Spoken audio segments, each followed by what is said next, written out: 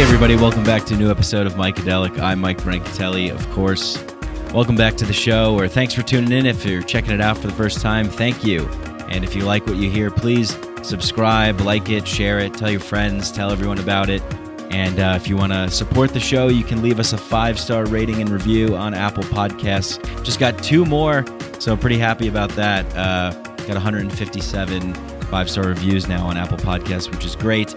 It's a good way to show support that's free, cheap, and easy, and really, really helps the show, helps get guests like Daniele on the show and other people, because it shows that you guys enjoy what you're listening to, and there's an audience out there that is responding to it. So if you do like the show, please go and do that. If you want to go a step further, you can go to my Patreon page, and that's patreon.com/MikeBrank. Get access to stickers and t-shirts and the Mikadelic Inner Sanctum WhatsApp chat group, where we have people from all around the world talking, connecting, little Mikadelic community there. Announcement, I will be at Sonic Bloom, a music festival here in Colorado at Hummingbird Ranch in Colorado. It's going to be a 4-day epic music festival with a couple of my favorite artists, one of them being Emancipator, who is great. If you don't know Emancipator, he makes just great tunes, man. So go check him out. I have a Mikadelic Trip Tunes playlist on Spotify, and there's a lot of Emancipator songs in there. So check me out on Spotify, by the way. I love music, and I spend a lot of time actually making playlists on Spotify, and there's a Mikadelic playlist on there. So go check that out. And more to come, actually. I will be at Sonic Bloom. I will have special limited edition Mikadelic stickers. They're really awesome stickers. I need to apologize for anybody who's gotten the stickers that I made, the first batch of stickers. They are a matte finish, not a glossy finish. I didn't think of this. I put one of them on my water bottles, and it peeled off. So I was pretty bummed about that. I didn't even think about that. I just got the wrong stickers. First time ordering them, but I have new stickers in. If you go to my Instagram, follow me on Instagram, by the way, Mikadelic_podcast. You'll see the pictures that I put up of the stickers. I designed them myself, and I like them. They're really cool. We're getting a lot of good feedback on them too. Kind of like a psychedelic jungle vibe to the background image. So I'll be handing those out at Sonic Bloom to people that will be there, who will be at this music festival in Colorado. So if you're there, message me, find me on Instagram, Mikadelic_podcast. Message me on Facebook, go to my website, to the contact form, hit me up on there. I always respond. And get yourself a cool sticker. I think I'm going to be printing some more merchandise type stuff, and that'll be available too on my website to come. This episode is with Daniele Bolelli. Daniele Bolelli is just one of my favorite human beings in the world. He's a writer, martial artist, university professor, podcaster. He hosts the Drunken Taoist podcast and History on Fire, which is an amazing podcast. If you like Dan Carlin's hardcore history, you're going to love History on Fire. It is incredible.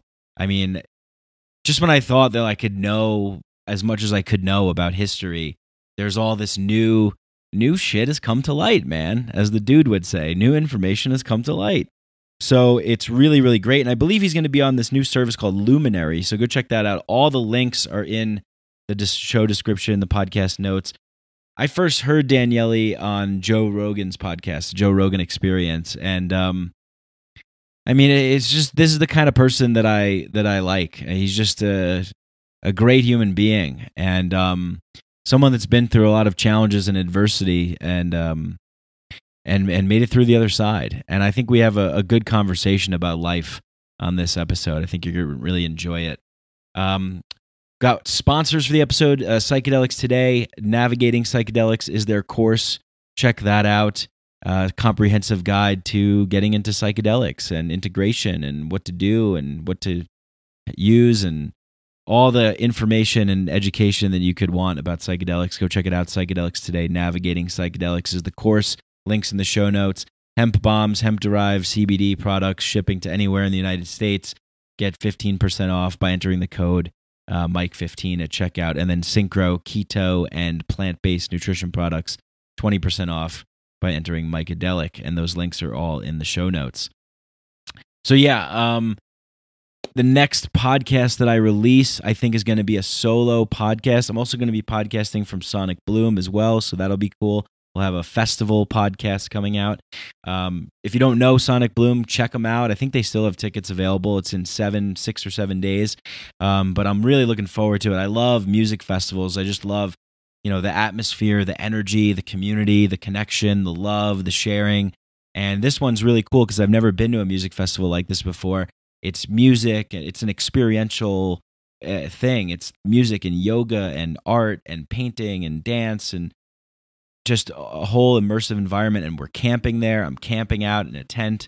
So it's just really, really great. I'm really looking forward to it. Other music festivals that I've went to, I've had like a house with people, and it was kind of just, music, food, beer, that sort of thing. But this is something really different. So Sonic Bloom, I'll be there coming up June 20th to 23rd, 24th, something like that. Go check them out. And if you're there, message me, find me, hit me up, get your limited edition Sonic Bloom Mycadelic sticker.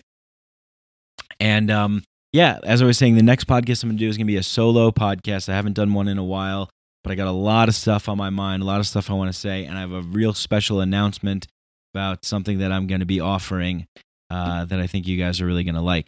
So check that stuff out. Stay tuned for that. Once again, if you like the show, please support it just by sharing it and telling people about it, and leaving some 5-star reviews on Apple Podcasts or wherever you listen to podcasts. Much appreciated. I need to mention that there were some troubles recording this podcast episode, and I have no idea why. We had some technical difficulties. I'm in Colorado, Daniele's in California, so we communicated over Skype or Zoom. I forgot what I used, but I have a high-speed internet connection where I podcast from in my home. It seems to be okay most of the time. However, I've noticed that I've been having issues lately, and there is a Verizon 5G tower that has been recently installed on my street.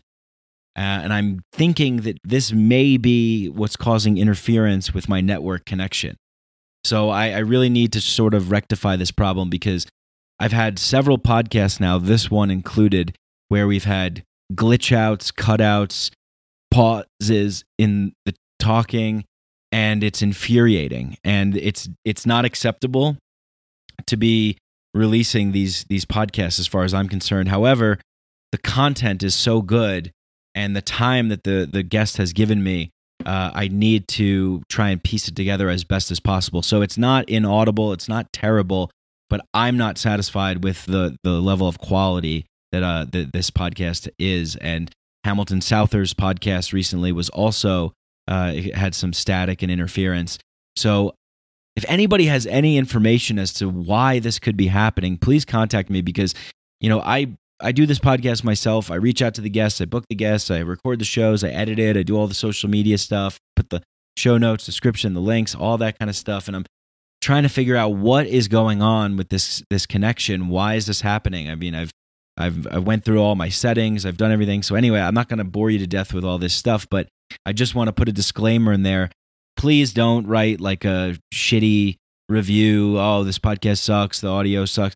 This is a fluke thing that rarely happens. As you guys know, longtime listeners of the show know, I continuously put out high quality episodes. And, I'm thinking about maybe only doing podcasts in person from now on, just to avoid this Skype static stuff. It's just so infuriating. And as an audiophile myself, I can't stand it when something isn't sounding crisp and rich and high quality. So I'm sorry about this. I apologize, and we're going to rectify the situation. In all transparency, I had Daniele record a couple of pieces of the podcast that were just so bad that I couldn't use them. So I had him do a little touch-up editing, recording to send to me, and we placed them into the podcast into the positions that they were in.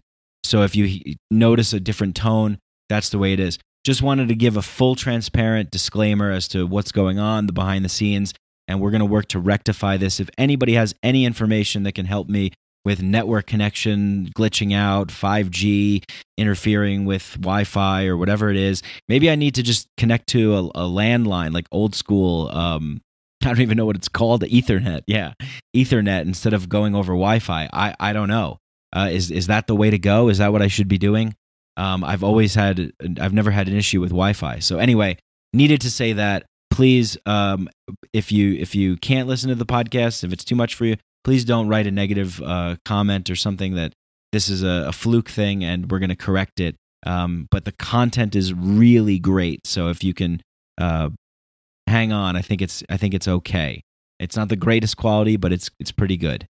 Okay, thank you very much. Enjoy the show. Without further ado, let's get into just an incredible, awesome human being. One of my favorite people to listen to, one of my favorite people to learn from, and now one of my favorite people to talk to. Daniele Bolelli, everyone. Psychedelics are illegal not because a loving government is concerned that you may jump out of a third-story window. Psychedelics are illegal because they dissolve opinion structures and culturally laid down models of behavior and information processing. They open you up to the possibility that everything we know is wrong. We don't need new laws that control our consciousness and rigidly place it in a prison. Cognitive liberty. The fact that as adults, if we're not hurting anybody else, we should have the right to explore the contours of our own consciousness without any mediation or legislation on the part of somebody else. Reject authority. Authority is a lie. Or is it perception? Information is power, but we have to seize the opportunity. The opportunity.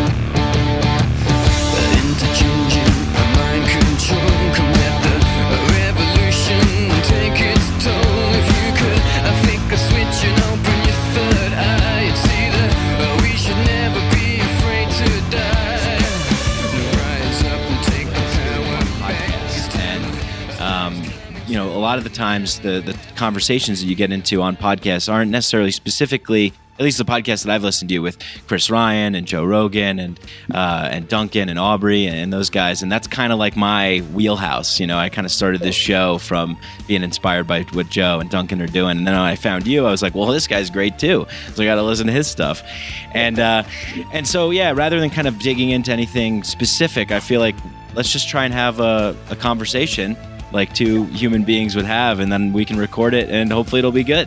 How's that sound? Yeah, just take it in any direction you want. It's good with me. Awesome. Well, I figured you'd be cool with that because you're a nonconformist, anti-dogma, rebel, middle finger UFC fighting, mixed martial arts, I should say, fighting philosopher, right? Yeah, and I mean, like, none of the things that I'm into are really that important per se. To me, it's all about life anyway. What's important is life. So it doesn't really matter where one starts from. The important stuff is the stuff that makes life good. All these other things we talk about are just tools in that direction. They are just, excuses to move energy. But, I can nerd out on any one topic forever, but in the great scheme of things, it doesn't really matter. That particular topic is not it, unless it has a positive impact on life as a whole. Oh man, I'm so happy to hear you say that because that's exactly what I want to talk about. I want to talk about life. I mean, I look at you as an inspiring figure, an intellectual, a person who's out there teaching. You're a teacher, and you're doing. It does, like the kind of work that you're doing, in my opinion, you get labeled as this kind of rebel, against the grain, alternative history, but it's not. It's just that this is the stuff that's the good stuff, that's the interesting stuff. And unfortunately, a lot of the mainstream establishments don't value that as much. And you should be working at like an elite institution, making multiple millions of dollars a year, as far as I'm concerned, because you're one of the greatest teachers that we have out there. So thank you for doing what you do. Thanks so much, man. But yeah, the way I see it, I think to me institutions are. It doesn't even matter when or which geographical space or what point in history. Institutions are what they are, which is kind of dead and dry and boring. I can't really think of too many amazing, innovative ideas coming out of institutions. Yeah, why do you think that is? Well, because the nature of an institution that is built on a bureaucracy is built on maintaining. You have to dot the I's and do all very nitpicky to make sure they are following a correct format that keep the image of that institution. The problem is that's not how life works. Right. Life is messy and chaotic, and it thrives where there are fewer rules. So, an institution is safe, it's standard, it delivers, it will deliver a certain quality that's usually kind of average. So that means it's not going to be below average. You're not going to find some ridiculous crap that come out of institution most of the time. Sometimes it does. But most of the time, you're going to keep something within a certain parameter. But the same way you're eliminating all the bottom of the barrel, you're also eliminating all the good stuff. Yeah, a very conservative approach, a very safe approach, right? Yeah. It's trying to make everybody happy and this sort of thing. But like you just said, life is messy and chaotic. And that's where it also flourishes too. There's this great Thomas Jefferson quote that I like. I think he said, timid men fear the tempestuous sea of liberty, and they prefer safety over the tempestuous sea of liberty because they're afraid. And I think that fear paradigm, has been persisting throughout our evolution in humanity for a long time, and then it gets manifested in our externalizations of our inward psyches in these institutions. But we're trying to order the chaos that just can't be ordered, and that's a deep thing, right? Like that's coming out of human being psyches to try and keep controlling something or keeping order to something that just can't be contained. And, you probably need both. You do need a little bit of stability and standards and rules. They have their place. Yeah. But not when they become the only way, when they squash alternatives. Because you also need the opposite. You need the freedom that comes from not being constrained in this way. So, in ideal world, you would have a little bit of both without such a rigid division between the two, where you understand that, institutions have their limitations, but they also provide something. But for the truly experimental stuff, you have to sort of venture out of the map, and that's is not just as important; it's even more important. Yeah, you got to venture beyond. How did you venture beyond the map? What was it for you that sparked that curiosity in you to say, I think there's something else here. Maybe I should take a look at some other stuff or read some other things that I'm not being told in school? I think the way I grew up was always, there was kind of always a bit of a contrarian vibe to the way I grew up, to the way I was raised, where I was always encouraged, mainly by my parents, kind of to look at things from a different direction to whatever was the norm, to say, yeah, that's great and all, but what about this other side? What about this other way of looking at things? So I kind of never fit in any one orthodox way of doing things, just because that's not the way I was brought up. Oh, that's amazing! What great parents you must have had. That's such a great way, in my opinion, to raise children. Really, to teach them to question things. And I know you have a daughter as well. And wow, what an amazing what amazing experience to have a father like you to be there to teach her these amazing, valuable life lessons that we need. And I can't think of anybody better to have a conversation about life with than someone like you. I mean, who's wrote so many amazing books about religion and conquering fear, and that your amazing podcast that you do, History on Fire, The Drunken Taoist. You're also a martial artist, professor. All these amazing things. So. Yeah, this is kind of the standard that we've been. What does your study of history tell you about this relationship that we have as human beings to?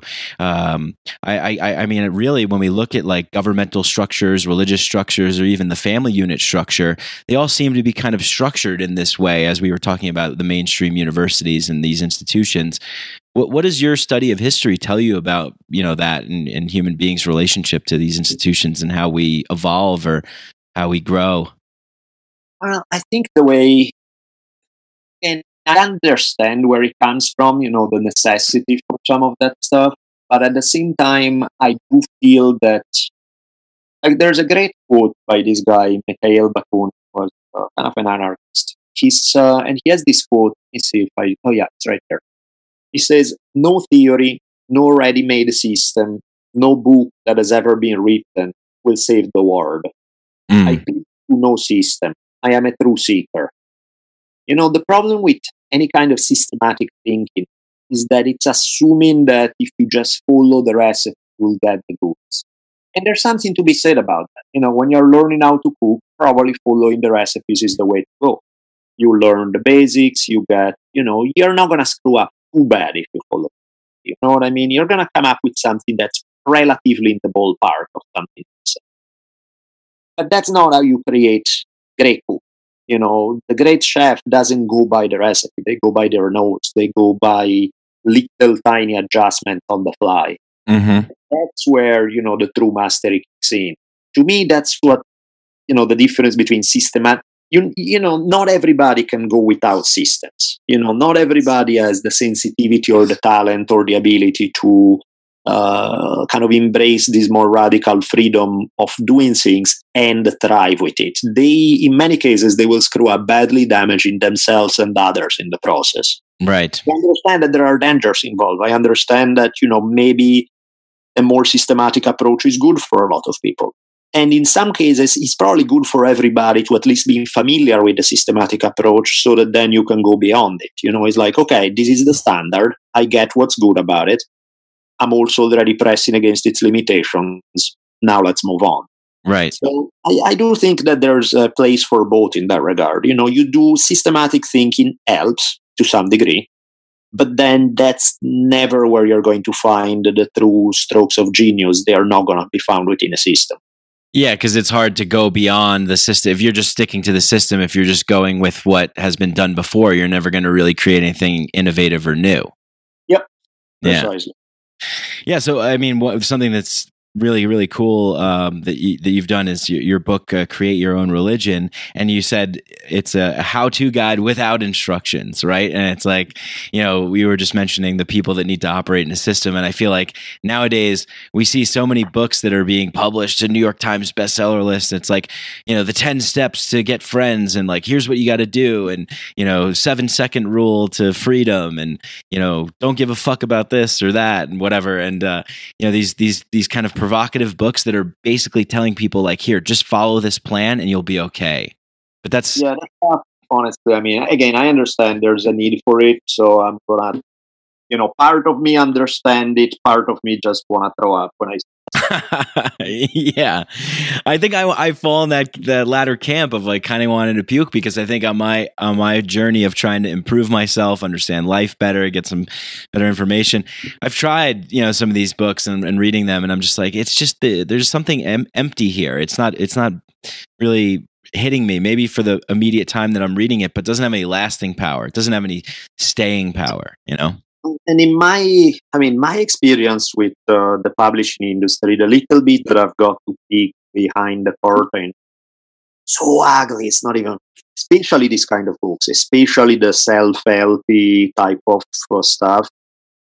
Most of that stuff is created, just artificially created by agents and publishers who essentially commission authors to say, this is the framework, this is how we're going to do it, this is going to be the catch title or the subtitle, or this is how we're going to sell it, and, just let's put your name on, let's provide a little content, but it is essentially really crafted in a very artificial kind of way, where, the times when I, like more recently, because, all my earlier books, they were all very small publisher, very much on my own. I have a lot of freedom with it because, if somebody's dropping a ton of money in your lap, they're probably going to want more control. Right. But if it's a small publisher, the good thing about small publishers is that they give you more freedom. So that was, fun with its limitations, but fun. And then, recently, because History on Fire was doing very well and so on, I got, more offers to do stuff with the big publishers. And it was so gross. I just couldn't. Because realistically, what was coming out was like, look, we're going to use your name, we're going to use your image, and we're going to tap into your audience. But we are going to basically run the show with a product that our marketing consultants think is going to sell. And I'm like, well, then fuck off, because I don't write for that stuff. There's really no check big enough that you can sign that's going to make me interested in that, because that just, I don't know, the whole world, there's such a sellout vibe in that in the way it's framed. And not everybody goes through that. I'm sure there are cases where the match is great between author and publisher and everything else and things line up well. But generally speaking, they have their idea based on sort of their marketing research of what's going to sell, how it needs to be crafted, what it needs to look like. And they churn them out with, they're basically built in a factory type of model. It's just right. Yeah. That mold that you're going to fit in, and we're going to keep running with it. Yeah. It definitely feels like that. Yeah, because that's exactly what you say is like all those titles, they all sound like the same thing. The 70s, the 12 steps to that, the rules for the, it's like, come on, man. Right. Actually, yeah, the 12 rules for life. That's a big seller, Jordan Peterson's book. And Jordan Peterson, he gets talked about as this guy who's, he's really sort of appealing to a lot of younger people, and I have a lot of younger people that listen to this show, and that there's this whole talk of like the that he's like this much needed figure right now who's saying a lot of really inspiring things that are helping people and stuff like that. And I think I like some of the stuff that he says, but I also think that there's a lot of other people out there that are doing really good work too, and they're not getting the same sort of attention for whatever reason. But yeah, I mean, he did choose to name his book 12 Steps for Life. I wonder if that was a marketing ploy, because I mean, he has depth to what he's talking about. What's your take on Jordan Peterson and sort of his rise to popularity and how he's speaking to the youth of the nation, so to speak? They're considerably more generous than I am in that department, because I really don't like stuff for multiple reasons. I think like the good stuff that he brings forward is, I mean, of course, you tell people to take responsibility for your actions. That's great, of course. But that's not Jordan Peterson. That's like everybody for the last 5,000 years, from your grandma to everybody. Certain things are sort of basic common knowledge, which I guess is sad when they aren't common knowledge because they are everywhere. Right. So I feel that the good stuff that you find in the Jordan Peterson books is found everywhere else. It's like his work on mythology is like, okay, that's kind of like nice, but dime store version of Joseph Campbell, right, or Young, or so. I feel like the good is found elsewhere, and what he brings along with it is also a lot of. I think that there's a lot of baggage that he brings along with some good common sense maxims, and the baggage is flat out poisonous. So I feel that that's where, if you want stuff about personal responsibility, there are 10,000 other sources that don't come with the baggage. His messages about sexuality, I found like they seriously make my balls shrink, because it's just so horrendously, like, it's a return to this ethic of pre-1960s sexual revolution, very harsh towards sex outside of marriage, very harsh towards sex in general, in a way that I'm like, Jesus Christ, this is like Puritanism 2.0. Yeah. Or, a lot of his stuff about gender roles is both inaccurate historically as well as really weird on a social level. There's a few things where I'm just like, look, I understand the good stuff. I get it. Personal responsibility, I'm a fan. It's a cool concept. But get it from somewhere else. There are way better sources to get. Like, the good that he brings to the table can be found in sources that don't come with all this baggage. Mm-hmm. Yeah, he seems to be resonating with a lot of people. And I think one of the reasons is because he kind of represents this like archetypal kind of stern father figure type of thing where, yeah. And I think, not to make a comparison, because I don't think he's a dictator and I don't think he's a cult leader, but it's the same psychological mechanism why people like dictators and why people like cult leaders. They like this seemingly strong authoritarian figure who's like this, I have the answers, you feel that your life sucks, let me show you how you can fix yourself, young man. And, it's the same. There's a reason why cults are popular. There's a reason why dictatorships are popular. They fulfill a psychological mechanism that, anybody who has less than pretty high degree of self-confidence can sort of be seduced by that siren song of the guy who comes like, I have all the answer, I'll make life great again, kind of thing. Right. Yeah, and like we've seen examples like that play out through history. Yet, a lot of things about history is that we don't necessarily learn so much from it as a government, as a society, a culture, looking at sort of what has happened in the past. But then someone like you comes along and you're telling about all these wonderful things. I know I was listening to something on Rogan recently. We were talking about Teddy Roosevelt. There's another kind of stern figure, kind of a wild guy. Took a different approach. But my question is when we're looking at history, why do you think it is that, for whatever reason, that in the mainstream establishments, we get presented with a certain version of history? Here in America, we get presented with a certain version of history that makes America seem favorable and with as little flaws as possible. But if we're looking at history as a whole and all the way back, there's a lot of lessons to be learned there that doesn't seem like that our mainstream establishments really consider.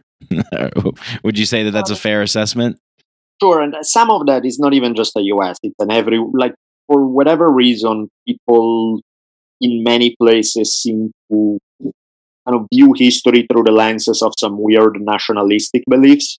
For everybody, history, their nation is the full one, and everything they have done is great, wonderful. And I mean, that goes back to the bigger theme of nationalism, which I personally don't get, because that's not, you being born in a country has nothing to do with, who you are as a human being, as an individual, is, the good that happened in the country's history has nothing to do with who you are. You just happen, you didn't save anybody, you didn't start a revolution, you didn't do any of that shit. Right, You're just born in a nation. So the notion of to take pride in a national identity always struck me as weird. And again, not about US specifically, about any national identity. I just don't get it. I understand face-to-face communities, those are important. And I understand thinking about humanity on a global level.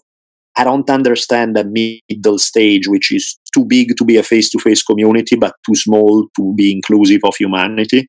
Right. That stuff makes no sense. And so when it's applied to history, that makes even less sense, just because it's plain and simple falsify the evidence. Over and over, people who do that will tweak the history because they want to reach a preconceived conclusion, which is we are great and wonderful and can do no wrong.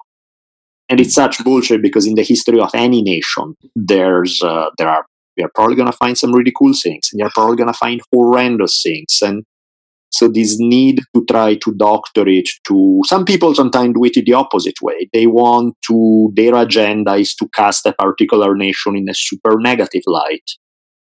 That's silly too, because, most things are more complicated than just Disney type of all good guys or all bad guys.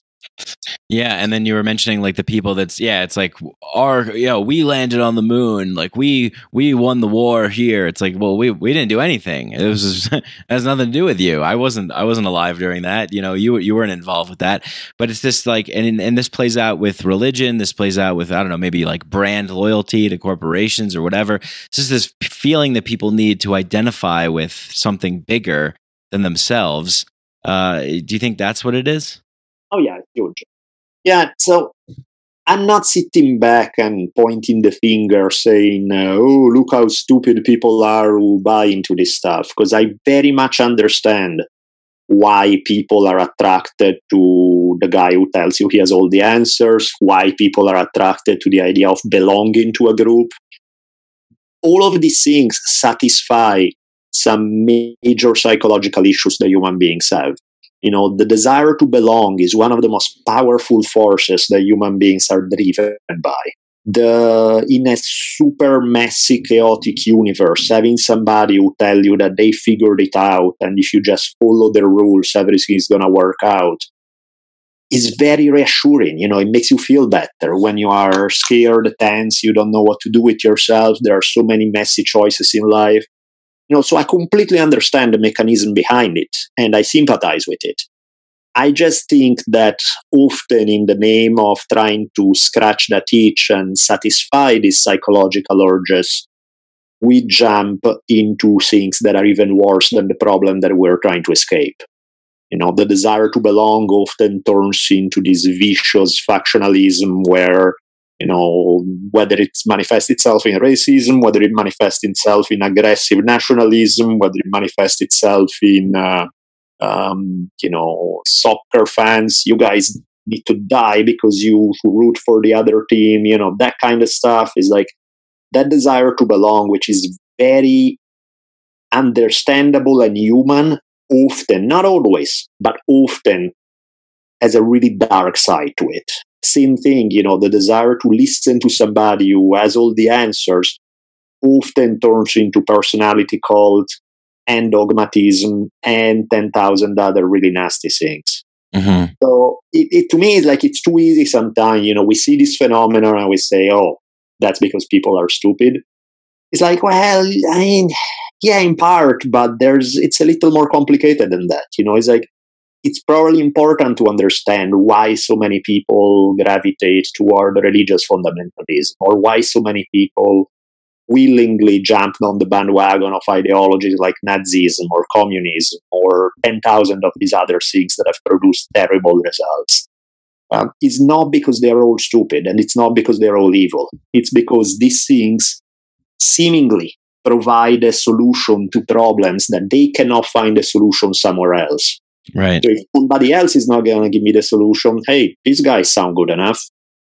Right. Yeah, and that becomes a problem because as these institutions and people that are promising these things grow in power and in size, more and more benefits are promised, more and more things to kind of keep people in this comfortable state, still kind of in a state of a little bit of fear and dependent upon this message.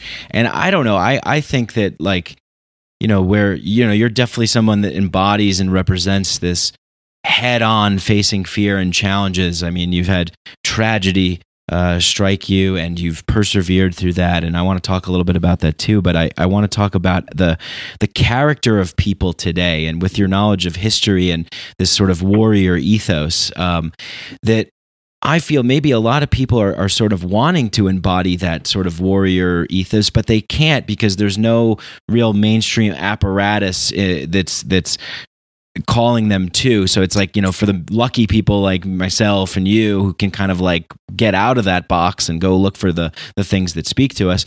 But there's this character of this kind of modern, domesticated, dependent person today.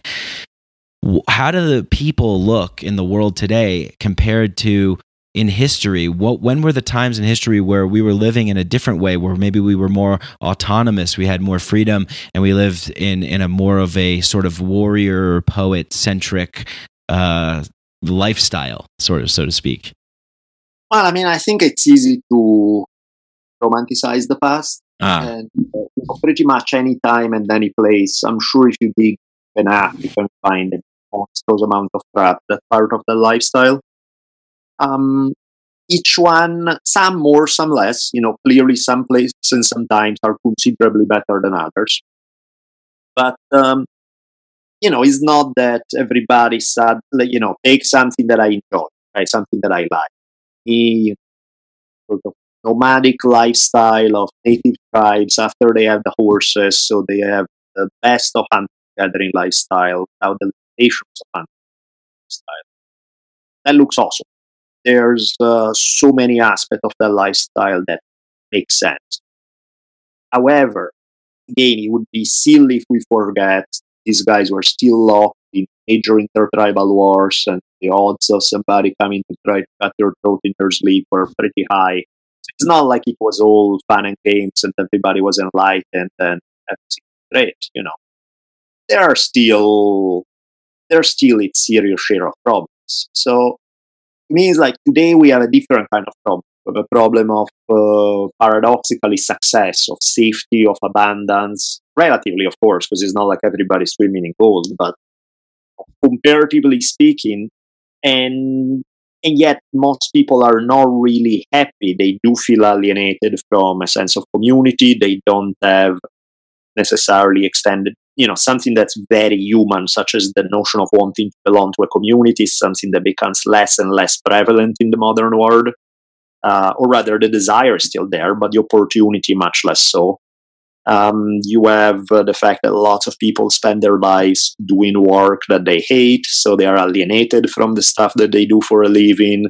There are many, many things where nobody's coming to cut your throat in your sleep. You have running water in your house. You have you can watch Game of Thrones on TV. It's cool. There's food in the fridge. It's all very cool in that scenario, but it also feels empty in other ways. Mm-hmm. Yeah, because we need a little risk, right? We need a little danger. We need something to challenge us, right? Sure. And I think there are ways to, the alternatives are not either live in the middle of like crazy wars, but hey, I feel alive and it's exciting, or live in a safer, more mellow way, but it's dry and boring. I think you can definitely find some healthy middle ground there. So it doesn't really have to be either or, but as a society, we are definitely struggling with it. I think as individuals, some people totally figure it out and they have no problem. As a society, is not the easiest thing. Right. No, it's not. And, I think a lot of problems, we face a lot of problems today. A lot of people feel, maybe depressed at times or full of anxiety, worry, fear, these sorts of things, challenges that life throw at us. Sometimes it's like, oh my God, I thought I was doing the right thing, and then this thing came at me. Now, you're someone that had to move through tremendous pain and suffering, and how are you still alive right now? To me, I've been in places of deep despair and problems happening, and I've had suicidal notions run through my mind, and go, oh my God, it's just not worth it. This is too much. But I can't imagine losing your wife and then being, with your 18-month-old daughter at the time, having to face that challenge. And not only that, but also your house and then your job. These are things that people face in the world all the time. I mean, at the beginning of the show, we talked about how, we could talk about your books and all these topics that are wonderful, but when you break it down to the bare bones and the raw core element of why we're here and what matters, love and connection with other people, and some safety, security, so you can eat and provide food and these sorts of things. And that was in jeopardy in your life, and you managed to get through that. And how did you do that? I know you wrote a book about it called Not Afraid: On Fear, Heartbreak, Raising a Baby, and Cage Fighting. And so people can go and check that out. We'll put all these links in the show notes so people can go check out all your work. Amazing stuff. But I was wondering if you could share a little bit about what it took. What was the thing that really, just walk me through, I guess, that process of facing these challenges, these things that are out of our control, and this fear and this pain that can overtake us, can make it look like everything's lost. And then where do we go? What do we do? How do we get through? And I think you're the best person to comment on that. Yeah, I definitely had my share of shit coming in my way. I'm sure, there are probably tons of people who had even worse coming their way. But yeah, I definitely did not have a lot of fun in that period. There was shortly after we had my daughter, my wife got a brain tumor, and then within 6 months from the initial symptoms, she died. My baby by that point was barely about a year and a half or something. So I had to raise her on my own. Coincided with the fact that my job, where I thought it was going, kind of came crashing down. Coincided with all these really bad. So as a result of that, without two incomes, we're kind of like, we're going to lose our house. So there's a lot of stuff all at once, for sure. At the same time, there was that sense of, I think already when my wife was sick, there was a period as their symptoms got much worse very fast, where I was just going pretty much 24/7. Like, I was getting very minimal sleep because I would have to take care of my daughter during the day. And then one of the things that my wife had as a result of the brain tumor, she really couldn't sleep. She slept probably no more than 3 hours a night. And that night is when, whereas she kind of kept strong during the day, usually that's when she started freaking out more and she needed more help. So, I'm taking care of her at night. I'm taking care of my daughter during the day. I'm going to work at the same, it's like I'm doing the work of like 6 people all at once. And the thing was, well, what's the alternative? It's Right. like, okay, it sucks. It's hard. So what? It's not that because you sit back and say how hard and it sucks, and suddenly the universe is going to say, oh, poor baby, I'm so sorry. Let's fix things for you. It's like, no, that's just how it is. These are the cards you're given. So while you're totally entitled to say, Jesus, man, this really sucks, once we have a knowledge that it sucks, then what? How are you going to play your cards? Because that's really the only thing that matters at that point. Yeah. And, during that period, really the only priorities was just keep everything running, make sure that my wife was taken care of, that my daughter was taken care of, that I still got to do work and all of that. Once my wife died, then it was just my daughter. She's a year and a half. She needs a lot of fucking attention, just the way any baby needs. On top of it, she just lost her mom, so she needs even more attention. So, okay, well, that's the focus. Make sure out any way to pay the bills. Make sure I can kind of reinvent my career while at the same time making sure that my baby's happy. And really nothing else mattered at that point. It's like, you can have your few minutes where you feel pissed off about life and why did this happen and all of that. And it's like, okay, you need to vent. It's good. Do it. But you vent on there's the time is running. Take 15 minutes to vent because you don't really have the luxury of sit around and whining for the next 3 days, Diapers need to be changed, stuff needs to be done, so get over it, Now, a lot easier said, or rather, it's not necessarily, it's hard, but it's not that hard in the sense that, you got a mission, you got to make it happen. You are in the middle of a marathon. You cannot stop to complain that your feet hurt. You're there. You have a job to take care of. The downside of this is that while I did take care of it, my daughter did grow up fairly happy considering the conditions. I did fix it economically. I did all these things to make it happen, and it did work. I certainly could have handled the emotional part better. And I don't know how, by the way. I'm not sure what I should have done or could have done, but I do notice based on how, my body started breaking down in the following months/years. And I think a lot of it was just too much stress, too much unprocessed grief, too much stuff that, I was talking about stuff, but I guess maybe I should have gone deeper into it. Because I did start popping up with like physical symptoms. They were clearly, they were real. They were the result of stress, but they were also very driven by my mindset. They were driven by my psychological state. And, eventually things started getting better slowly but surely. So every year was a little better than the year before. But it's not like I did it and I walked right through it and with a smile on my face and everything was great. I kind of did. But I definitely paid a price physically, first and foremost, that came from some psychological aspect that had not been properly addressed properly. Now, what properly addressed means, I have no idea.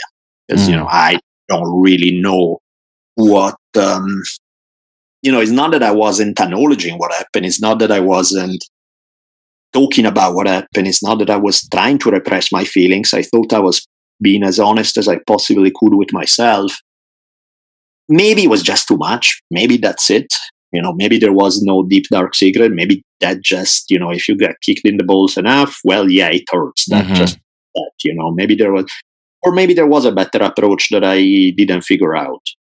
I was happy that I got out, that I got my baby out okay, that I got, all of that. But yeah, I definitely struggled for a while. That's for sure.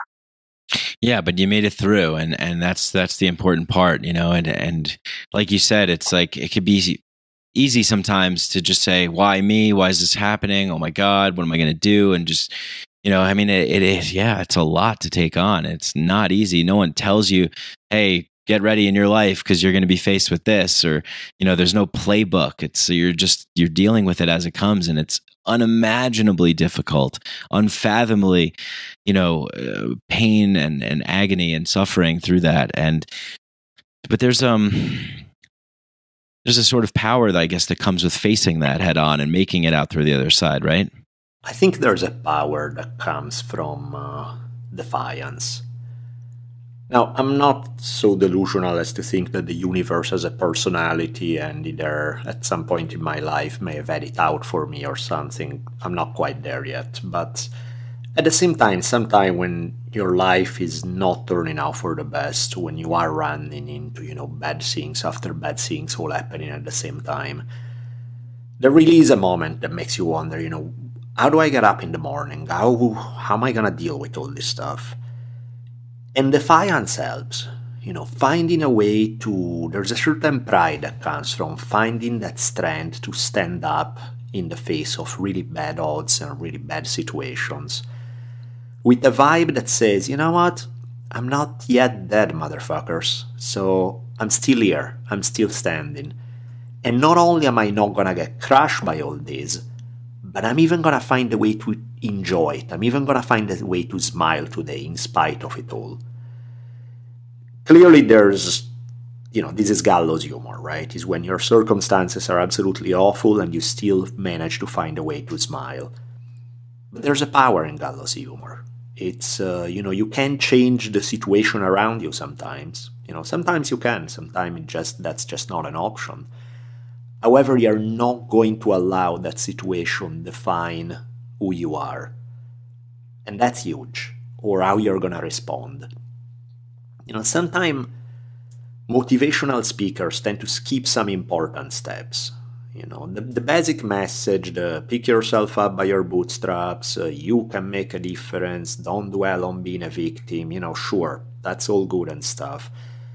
But the reality is that the reason why I'm saying it with kind of a sarcastic tone is it's all good, because they make it sound too easy. They make it sound like it's almost insulting when you don't acknowledge that you have been dealt really crappy cards. When you make it sound like just follow these 7 steps and you can conquer anything. You are the master of your own destiny. It's like, yeah, makes me throw up just to think about it. Not because the message is wrong, because ultimately you want to empower people with the sense that they can do something. But they just make it too Disneyfied, too fake in a way. I remember even I was watching this YouTube video by, well, actually he's a nice person, so I don't want to mention the name. But I was watching it with my daughter, this video, and the basic message of the video, the guy was saying anything that happened, you can find a way to spin it in a good way. Anything that happened ultimately is for the best and all of that. And I remember my daughter, just when the video finished, she said many words that are not appropriate for a kid her age, I guess, but basically expressing her less than stellar enthusiasm. And I was like, why? He's saying some things that are ultimately trying to help people get over sadness or heartbreak or things like that. And she was like, yeah, but it's fake. Because, sometimes bad things are just bad things, and trying to put a pretty ribbon on it doesn't make them any better. Oh, sorry, you just cut out there. Can you hear me? Where did I cut off? The poor guy is telling you to try to make the best of any situation. And she's like, yeah, right, your best friend gets murdered in front of you. It's for the best. Look at the bright side. It's like, fuck you. No, it's not for the best. Some things are just awful. Some things are ugly. Some things are terrible. And trying to paint rainbows on top of that is bullshit. It's just, you're pissing on my head and telling me it's raining. It's not. Sometimes it's bad shit. Now, once we acknowledge that it's bad shit, then that's where the next step comes in, where it's like, okay, we are on the same page. It's bad shit. It's unfair. Poor you. And I'm not saying poor you like, oh, poor you, like a joke. No, it's like it sucks. And you do need in some way that to yourself and even from others to have that knowledge that, yes, this is heavy, this sucks. But once you have gone around it enough time, that's where the next step is healthy, which is like, okay, so fucking what? What am I going to do about it? How can I respond to this? I got some really terrible cards handed to me. The game is still not over. How am I going to play them? because that's ultimately the only thing that you have power on, and the only thing that matters is how are you going to play those cards. If those cards you're given are great, good for you, lucky you. If those cards that you're given are not good, you still got to play them. It's not that this idea that you're supposed to expect some kind of fairness out of life is sweet. It's just not the way life works. Right. Yeah. So yes, ultimately you want to be able to rise above it all, but you do it by first acknowledging what you're dealing with. So the way you go, while the end message may be the same, the way to go about it is very different, So it's important sometimes to acknowledge that, things are unfair, things are unjust, things are terrible. It's not all for the best. Sometimes things are truly as awful as they feel. And yet, once we acknowledge it, then what? Just dwelling on it and rolling on, poor me, look at how mean the universe has been, doesn't really help anybody. So what interests me is, once we have acknowledged it, then what do we do? And that's where, for me, at least on a personal level for me, is where the defiant element comes in. And I found it that many times in my life when things were ugly, it gave me a certain strength. Does your understanding of the Tao help you with this sort of this way of being? Is this a sort of Taoist approach? Yeah, because there's some of it where it's not personal. Nobody's doing it to you. Just that's the way the universe rolls, and like the same way as it's not done to you with a bad intention, it's really at the end of the day the only thing that it's almost like working with natural forces. It's like if you're trying to swim up river and the current is not evil, is not trying to mess you up, you just need to figure out how to go about it a different way. Probably swimming up river is just not gonna work. That's not the way the energy is rolling. Yeah. Very practical approach. It's like, okay, what can I do in this context to achieve the best possible results? Right. Yeah. And we really were, as a culture, we really are clamoring for these sorts of stories, and we see it a lot in pop culture with the popularity of the Marvel movies and the hero stories and Star Wars and all this stuff. Game of Thrones, another good one. People like this story of good overcoming evil and people persevering through challenging times and facing fear head on. As a historian, what are some of your favorite moments in history or characters, people in history who maybe give you some inspiration or motivation, or just have really great stories that we can learn from in persevering through fear and challenging times? Yeah, a lot of that's kind of one of the themes that I tend to run toward when I do biographies on History on Fire, and rather than just covering a period or an event, I'm covering some people's life. Yeah, I think what most recent one is with Ikio Joju. I don't know how to pronounce his name. Yeah, it's awesome. Yeah, Ikki is great. He lives in the middle of a period of civil war in Japan, famine, all sort of terrible things, and he finds a way not just through power through it, but to actually be happy, to laugh a lot, to enjoy life to the fullest. I love that guy. That guy is great. It's a different approach from, let's say, Theodore Roosevelt or a Crazy Horse, or some of these guys who are just, like Crazy Horse is sort of like the Native American version of the Punisher. He's just somebody to whom horrendous things happen over and over again. And he's just an absolute beast as a warrior, and, keep fighting on in the face of absolutely hopeless circumstances. So there's something really cool about that archetype. But perhaps there's something even cooler about the EQ archetype, where you're not just fighting on, grinding your teeth, but you find a way to be happy in the middle of some really shitty things happening. Right. Yeah. The episode is called Enjoying Hell. Yeah, exactly. Man. That was one of his lines. He's like, throw me into hell, I'll find a way to enjoy it. He's not denying that there's sometimes conditions are hellish. He's saying, I get it, and it can happen. I'm going to find a way to enjoy it. not because hell is not hell, but because I don't want to let it have the power over me. Now, way easier said than done. Okay, Right. there are certain things that, good luck enjoying when serious hell is breaking down around you. But even then, that was also part of what, my experience was not like enjoying, like, oh, yay, I'm so happy to be here. This is so cool. But at the same time, it's like, here we are, and, with my wife, it's like, once we understood that there was no way out, that she was dying, then it's like, well, okay, that's the eventual outcome and it sucks and there's nothing we can do about it, but that hasn't happened yet. So in the meantime, right now, in this one moment, what do I have power on? I have power maybe to make you laugh. I have power to, for the next 5 seconds, 10 seconds, 45 seconds, to take you away from a place where you're just staring at your inevitable demise, and we instead find something that's funny, that makes you actually enjoy life, that makes you... I mean, there was a moment where I remember saying, I feel lucky. And I was like, try that again, what? And she's like, yeah, minus the brain tumor that's killing me part. I was like, how exactly? It's like, well, it's like, I'm really, really appreciating how sweet a lot of people have been to me, how people who I didn't really think they were friends have been great friends to me in this period, how, no, I wish it was, I do wish things were different. I don't want to be here. This sucks.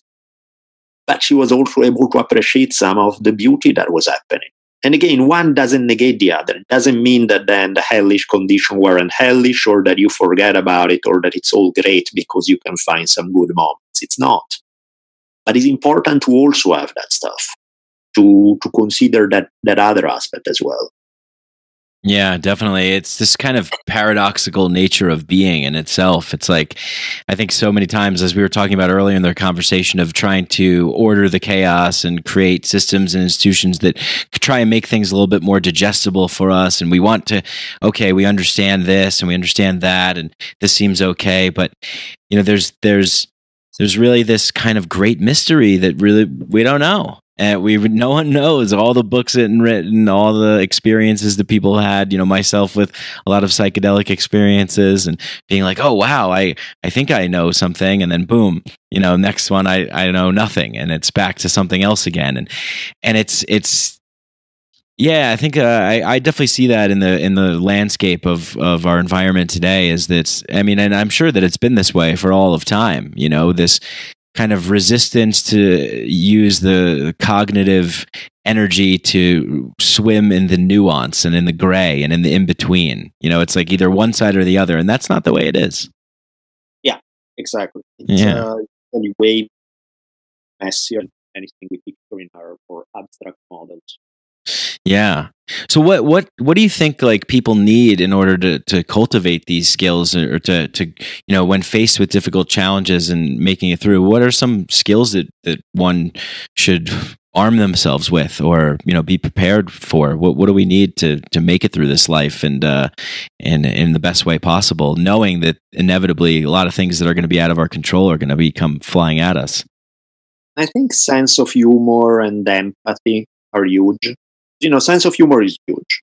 At the same time, not if it becomes snarky or cynical or mean-spirited. Sense of humor with an empathy, with a certain sweetness to it too, where you combine the two. One is not at the expense of the other. And the other element, I really think there's defiance. That sense of no matter what cards you give me, as long as you are standing, you do keep sort of raising your middle finger to the nastier conditions coming your way, and put on a defiant smile on. I dig that. It's like, I think one of the guys that I did a series on at one point was Jack Johnson. First black guy to become heavyweight champion in boxing at a time when late 1800s, early 1900s is where his boxing career was. This is a time when lynching was completely normal, where, the degree of racism was so off the charts that it's hard to even conceive of today. And this whole thing was just, he would just smile right through it and pretend racism didn't even exist, despite the fact that he was staring him in the face every single day and everybody was trying to remind him of what this place was supposed to be. And he just was like, no, I'm going to waltz right through it. Mm. Yeah. Yeah. And you really, you kind of become a different person when you're able to do that. And it's this, I think that for myself, I'll speak about myself, and I know this kind of magnifies to a lot of people too, but for myself, I constantly am tempted with more immediate gratification than this sort of perseverance through something that I know, because I've done and work on doing. I know that if I stick with it, if I persevere, if I go through, there's something even more rewarding than that immediate gratification can give me. But I'm still tempted by that immediate gratification, and I still dabble into immediate gratification. But then there's this other kind of way of being and this other kind of power and understanding that comes along with that warrior mentality of pushing through something and smiling at fear. I don't think the two are an alternative. I actually think that you need both. Okay. Because it's all about pushing through in this stoic fashion and working hard and this and that. I mean, yeah, that's great. But that can't be all that there is to life. Mm. And in some way, if you're waiting for life to be good once you have pushed through enough doors, well, you're going to wait a long time, because that's probably never going to happen. You're going to keep fighting your whole life. So that ability to also enjoy something in the here and now in a very immediate kind of way, also in some way can give you the strength to then push through. It's like, okay, I have monumental tasks ahead of me that I need to push through. But you know what? I can sit back and eat some strawberries and have a glass of wine. Or, I can get lost into this beautiful woman's smile for a while. And it's like, that helps, because too many people are thinking that the prize will come, life will be good once I've defeated all my dragons. And it's like, yeah, that's... because there's always going to be bigger dragons ahead of you. So it's in the middle of battle is where you are winking at the hot woman and having a glass of wine, Yeah, like on the cover of your podcast. Yeah, which is great. It's yeah, you need that. Yeah, and it takes work. It takes time, right? It takes time to sort of like calibrate that balance. As a young man growing up in the world, you have to figure out your way. We don't necessarily have these sorts of rites of passage anymore that maybe more tribal societies. I know you're a big fan of the Native American tribal societies and how they approached life. What I guess, like, in what would you like to see? How would you like to see like humanity play out, or maybe even if it's not as grand as humanity, but just kind of an ideal vision for a way that people can get along and learn these skills and really learn how to be, these kinds of people with balance? I think there are a few issues that everyone needs to tackle, because those are the issues, they are the basic building blocks of life. For example, our relationship with our own physical bodies. How can you build a body that's as healthy, as strong as you can possibly have it? How can you affect the energy flowing through your body? Because ultimately, if you are all hunch shoulders and, eat crap all the time and never exercise, this is not just going to affect your physical body, it's going to affect your mind, it's going to affect your mood, it's going to affect 10,000 things. So that's a huge thing right there. The way people treat their own body, the way they should be a conscious choice, should be something that people think about and figure out what's the healthiest possible answer they can come up with. Relationship with sexuality. Lots and lots of human problems go back to a terrible relationship with sexuality, where people are either ashamed of their sexuality or like weird, bad, negative crap has been put into their brains associated with sex. And that has a huge impact on self-esteem. Which, by the way, kind of goes back to what you were asking me earlier regarding why I'm less than thrilled with people like Jordan Peterson. Is because I find that he supports ideas that to me are the very demons that have held human beings back. particularly when it comes to this sense of shame regarding sexuality, particularly sex outside of marriage, which he seems to be less than positive about. I find that awful, personally. But again, everybody needs to figure out what their ideal answers are to these kind of topics. So the body, sex, relationship with the earth around us. Do you believe in, all the basic foundational things that for most philosophy, most religions, everybody need to find answers to those things. And they better be your own answers, so that you are not following somebody else's script. Or another big one is community. As human beings, we're built and hardwired to live with other human beings. Modern life, on the other hand, is pushing us toward a lonelier direction every day. So many people today, even in the most affluent industrialized nations, suffer because of loneliness. Which is a weird paradox. We are as successful as anyone has ever been in history, and yet people tend to be, there's a high percentage of people who are very miserable. So figuring that out is a key thing, whether how to build modern day tribes, whether it's around a shared activity, like let's say a martial arts school or any other way, but that's not a secondary element to people's happiness and fulfillment. So this notion, I'm fascinated by the notion of building modern day tribes, while at the same time enjoying the advantages that modern civilization can offer. So I'm not preaching a return to the past or anything like that.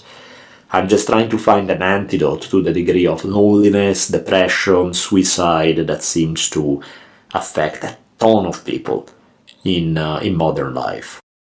So is there somebody who really stands out to you in exemplifying that? Like who's your favorite, or I know it's difficult to pick a favorite, but maybe someone that comes to mind as a good example that you look towards for that kind of inspiration, or just a good story that teaches that? Well, I think that's where, archetypes are great, because you take what you need from them. I mean, even like, we just mentioned him, somebody like Bruce Lee. On one hand, Bruce Lee was an absolute genius. His stuff, coming when he did in the 1960s, early 1970s, in the world of traditional martial arts, the way he revolutionized martial arts, the philosophy he preached, it's pure genius, absolutely brilliant. Was he super original? No, I mean, most of his stuff was Taoist mixed with Alan Watts writing, mixed with Krishnamurti, so he was repackaging it. But he was repackaging it in a brilliant way, making it, applying to the world of high-level entertainment in Hollywood, applying to the world of martial arts, so kind of giving it a new spin. And that notion was, the way he ran it was absolutely brilliant. Now, was Bruce Lee 100% is the saintly, he had his issues. He had anger issues. He was a bit obsessive in his personality. He had, I don't look for perfection in people, because I don't really think that exists per se. Yeah. But, you don't need to take the obsessiveness and the anger issues. Just take from Bruce Lee the stuff that makes him amazing. That pattern that he had about individuality, that's absolutely brilliant. And then mix it with something else and come up with your own thing. Yeah, I mean, I absolutely love this, and I know you wrote a whole book about it. And it's like, not about Bruce Lee, but about creating your own thing, create your own religion. And I love this approach, because it's really like saying, there's so many people today that it's just like, oh, this person, there's one character flaw. Oh, they said this tweet from 2010. They're out. They're cast out. They're ostracized from society. And it's like, why can't we just look at like the good things that people did and then discard the bad ones and just say, hey, this was a good idea. Oh, I think that maybe, for example, like someone might say like, oh, well, communism has some good things. It's like, okay, maybe it has a couple of good things, but overall, we've looked at that system, we've applied it. It doesn't seem to be working. Okay, well, what can we take out of there that's good? Let's discard all the other crap. Maybe the whole thing's bad, but it's just like at least examining or looking at something to say, what's good about this? What can we learn from this? And that's what I was asking before about like, what can we learn from history? But it doesn't seem like we tend to learn so much. But I think it's no, you're right. I mean, it's like some people in some cases, people are too quick to dismiss the entirety of an idea because, somebody said something stupid, so everything they said is terrible. It's like, no, too rush. At the same time, you're right. It's like, I'm sure occasionally there were 3 times in his life when Hitler said something smart, but it's still Hitler. You know what I mean? Yeah. The fact that he said they were okay does not make up for everything else. It's like, no, you're still a monster. That's just where it's at. Well, the United States sure found some use for some of his ideas or for his scientists. And I think even with the monsters, it's like, okay, take something like Nazism or communism or I'm listening lately to Daryl Cooper is doing this great podcast series on Jim Jones and the cult in Guyana, where the People's Temple, which leads to one of the biggest mass suicides by a cult ever. Right. Those are terrible stories. They are terrible examples. But the point is like, okay, maybe there's not a single good idea that these guys put forward. Maybe there is, maybe there isn't. Probably there isn't. And even if there was a good idea, it's tainted by the monstrous amount of bad. Right. However, what you can learn from it, at least, is like, what are the psychological mechanisms that made otherwise possibly smart people want something that leads to such a dark place? Is not because you have to justify it, but because it makes you understand, okay, while the answers may be 100% wrong, the psychological need is not wrong. So how else can that psychological need be fulfilled in less destructive ways? What is that horrible ideologies are? Why are they appealing? Is there a better answer that can give people that same sense of satisfaction that they get from these horrible ideologies without all the nasty package that they come in? Yeah, and that's scary for a lot of people to even examine that. Be like, oh, I'm not looking at that. I don't want anything to do with that. Right. Yeah, because people think that somehow you're justifying it if you're trying to understand it. What is that make otherwise fairly mellow, normal German who loves his family and is good to his kids and pet his dog? What is that makes him jump on the Hitler bandwagon? It's like, does that mean that then we need to justify that? Hell no. But at the same time, you probably want to understand why it happens or how it happens and, what are the mechanisms that make people think that way. Yeah, for sure. And I just can't keep, I'm thinking about, going back to just fear and like how we want to retreat and we don't want to look at the nasty bits. We don't want to look at the ugly stuff. We don't want to go through the difficult challenges and, the difficult emotions. And so do you think that, I don't know, do you kind of maybe subscribe to this belief that like we are in a time right now where, I guess we're always in a time as human beings are evolving, but we're through the internet, through this, the simple fact that I'm able to just talk to you and then put this out to a bunch of people, and it's like we can connect, we can see each other, we can, we have this sort of technology that can like lift us up, yet at the same time we also see playing out a lot of lack of intelligent discourse, a lot of just stupid stuff happening. Do you think that, are you an optimist or a pessimist or a little bit of both? I'm going to think probably a little bit of both, right? Yeah, I like realistic optimism, right? So it's like you take reality for what it is, and in many cases that.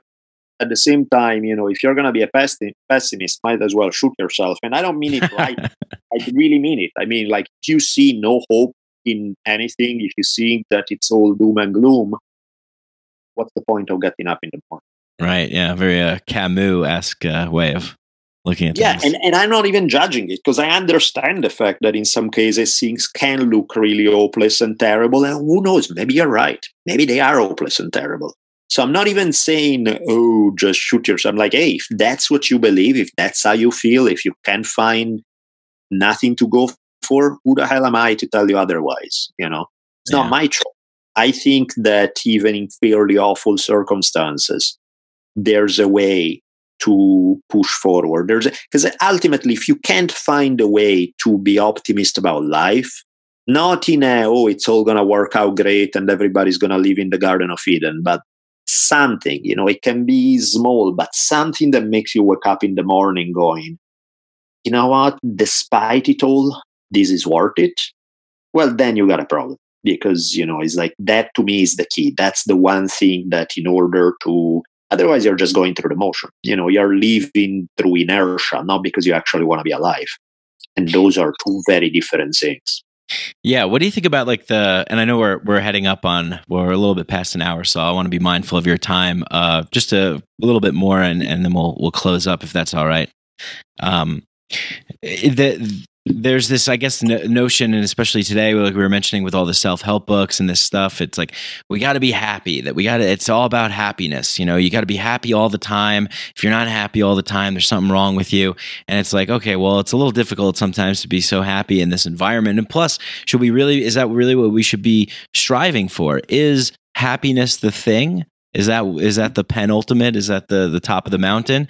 Or is there something else? Is there something deeper? Because a lot of times you can't be happy like you're on ecstasy 24/7, just like, wow, life is great. But it comes in those moments. In my experience, it comes in these little moments that, Joseph Campbell talks about this, like in that moment, you're with your significant other and in bed, and, she looks at you in a certain way, and you're like, oh, wow. And it just hits you, and you're in this moment of eternity, as Campbell says. The eternity is right there. But then, we in our culture, we want the next thing, the great thing. We want to feel that feeling all the time, but that's not really the goal, right? Yeah, I mean, I'm conflicted on that, because on one hand, I think that there's really nothing. Like, I don't know, I'm juvenile and superficial and proud. So, happiness, deliver it to me in any way you can, I'll shoot it up in vain. Happiness is good, I think. At the same time, I think like the whole notion of forced happiness, you need to put a smile on all the time. It's like, fuck you, how about I don't feel like it? Yeah. Oh no, Daniele, you're giving me negative vibes now, man. Don't give me those negative vibes. It's important to embrace feelings that are, otherwise that's not happiness. That's just bullshit. That's some Stepford wife kind of fake happiness. That's right.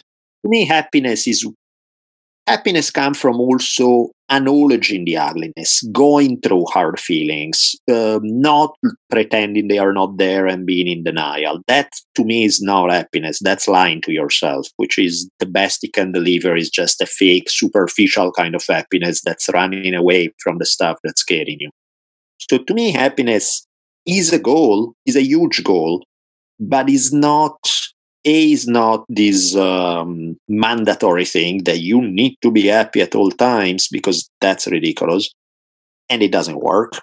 And also in some way, happiness is reinforced and is more genuine and real if you go through a process to get there, to have those moments that you are describing, as opposed to pretending that all the ugly stuff is not. Because ultimately, it all goes into your subconscious, and you will be kind of biting at your heels all the time, even when you think like, oh, I'm having my happy moment, look at my big smile. It's the classic stereotype that you see some of the people who seem, they have that Instagram perfect life where they have the great family and everything is wonderful, and they go on this vacation and they smile in every picture. And then, you dig a little deeper and you find out that their life really sucks. That, their perfect family is terrible, that they're seeming happy all the time is, Prozac 24/7, that, all of that stuff. You're trying so hard to keep up an image that you're actually denying yourself a chance to be truly happy, because you're trying to pretend that you're happy all the time. Oh man, that's great. Yeah, that's some great advice. What's the best advice you've ever received about life? Perfectly proud of being supremely superficial in many ways. So my priorities tend to revolve around hot women, great wine. I keep it very peasant style. My sense of priorities tend to be very grounded in some earthy pleasures that I think are. So anything that has helped me go in that direction, I'm a big fan of. I think like growing up, anything that has helped me embrace life with gusto, and life not just in there's both a religious and the intellectual way to try to justify life, try to somehow through some intellectual contortion, give yourself the right to say that you can enjoy things, or through, religious background has given so much shit to people regarding this sense of sin, this sense of there's something wrong if you are enjoying it. And, I really, everything that has helped me shed that stuff and just be able to be here and enjoy the most earthy things possible, I've been a big fan of. All right. Well, I'm a big fan of that, and I'm a big fan of you. And thank you so much for spending this time, my fellow paisan, my Italian brother from another mother. Us Italians, we know how to enjoy, right? That's the goal, man. That's what it's about. That's one thing that's funny about going back to Italy sometimes. Is like there's a lot of shit in Italy, but at the same time, that sense of sit down, you eat this awesome food, you have a glass of wine, and you're like, life makes sense. Yeah, it's pretty good, right? Yeah. It's pretty simple, and anyone can achieve that if they're willing to. So, Daniele, thank you so much again for spending this time with me. It's such a pleasure to have a conversation with you, and I look forward to doing it again maybe sometime. What are you currently working on right now? Is there anything you want to share with people and tell people where they can follow you as well? Sure, I'm going through a bit of a change because, I usually host two podcasts, Drunken Taoist, that's more of a chatty philosophical podcast, and then History on Fire, that's just a one-man show where I tell some epic stories about history. History on Fire is now switching to a subscription model because, financially speaking, it kind of made more sense. So we'll still have, a couple of episodes a year that are released freely on all the platforms, but then the other 13 episodes a year are going to be released just to these guys. Luminary started this company that, their goal is to try to become sort of the Netflix of podcasting. We'll see how that's going to pan out. But, for the time being, so I'm going to do the bulk of my History on Fire episodes through them. So we'll... clearly some people dig the concept of being able to pay relatively little money to be able to listen to some of the podcasts they love. Other people say, screw you, podcasting it's free. There's so much free content. Why should I? And, I get both arguments. They both make sense. I'm hoping that it works because I enjoy doing History on Fire. At the same time, unlike Drunken Taoist, that requires relatively minimal preparation, and so I can do it on a whim for fun. History on Fire is such a brutal labor in terms of research and preparation that there's no way to do it on look at that, somebody sent me $5, then it's all worth it. It kind of needs to pay because it just takes so many hours of the day that means I need to cut down on other work in order to do it. So that's why this approach makes sense to me. So, long-winded way of saying Drunken Taoist is available all the time on all the regular platforms. History on Fire would be somewhat available on the regular platforms and primarily on this subscription service called Luminary. Yeah, no, great idea. Because what you're putting out is essentially, we look at like Netflix and things like that. You're getting all this content that's well produced and prepared, and you pay a subscription for that. And I couldn't think of anything better to pay a subscription for because, the things that you're doing here, you're creating these amazing, these stories and putting these, you, like you said, like, why should I pay for that? I could go somewhere else. I don't think you can go anywhere else to hear what you're doing because, you're putting things out there that no one else is doing. So it's like, and there's historical figures and topics that you dive into that it was news to me. And I thought I knew a good deal of history. I guess not. So yeah, thank you for the hard work that you're putting into that. And I'll make sure people go check that out because it's really super cool. And history is fucking fascinating. If you want to understand the human experience and the rise and fall of cultures and societies and people's stories throughout history, this is the place to go. So yeah, that's great. And people can go to your website as well. DanieleBolelli.com, find out more stuff there. And like I said, you have such an amazing what's the word? A collection, I guess, of works and books and podcasts and a course too, right? You have a like a 7-hour course that's available that people can get into about Taoism, the Taoist lectures? Oh, the Taoist stuff. Yeah. I did a while back because I like Taoism so much, but it's kind of hard to find really good books that are more comprehensive on Taoism. The most I would recommend usually was Alan Watts, but even that, is a very philosophical language that some people don't dig. So after a while, I was like, no, I really like Taoism. I want to have this conversation with people. Maybe the best way for me to do it is kind of craft it in a way that makes sense to me. So yeah, I put together this series of 16 lectures. So when you add them all up, it's about 7 hours, or half hour, or around there each one. Amazing. Yeah, that one I had fun doing.